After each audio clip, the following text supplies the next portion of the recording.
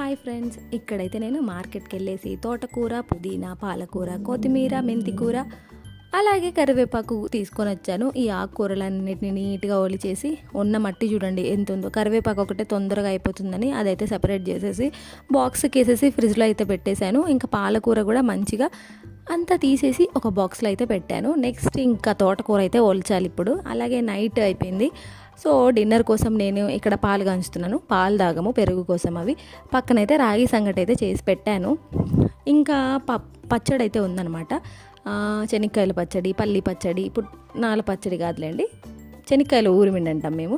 ఇక్కడైతే ఆకుని 1-2-3 సార్లు నీట్గా క్లీన్ చేసి బాయిల్ చేసి పక్కనైతే పెట్టేశాను. దాంతోపాటు దానికోసం పోపుకి మినప్పప్పు, వెల్లుల్లి, జీలకర్ర, ఆవాలు, ఎండుమిర్చి, కరివేపాకు వేసేసి పోపు అయితే పెడుతున్నాను. దాంతోపాటుగా నేను ముందుగా మిక్సీ పట్టి పెట్టాను ఎండు కొబ్బరి పొడి, కొబ్బరి, కారము, ఉప్పు, అలాగే వెల్లుల్లి ఇవన్నీ కలిపి మిక్సీ పట్టేసి అలా నూనెలో కలిపేసిన తర్వాత ఆకు అయితే మిక్స్ చేసేసుకోవాలి. టేస్ట్ అయితే చాలా బాగుంటుంది. ఉట్టిది కూడా తినేయచ్చు అనమాట మనము, అంత బాగుంటుంది. ఇంకా సంగట్లోకి పచ్చడి ఉంది, అలాగే ఆకు ఫ్రై ఉంది కాబట్టి నైట్ అయితే అట్లా ఫినిష్ అయిపోతుంది. మరి మీ ఇంట్లో మీరేం చేసుకున్నారు? నేను చేసిన షార్ట్, ఈరోజు చూసే షార్ట్ మీకు నచ్చినట్లయితే లైక్ చేయడం, షేర్ చేయడం, సబ్స్క్రైబ్ చేయడం మాత్రం అస్సలు మర్చిపోకండి.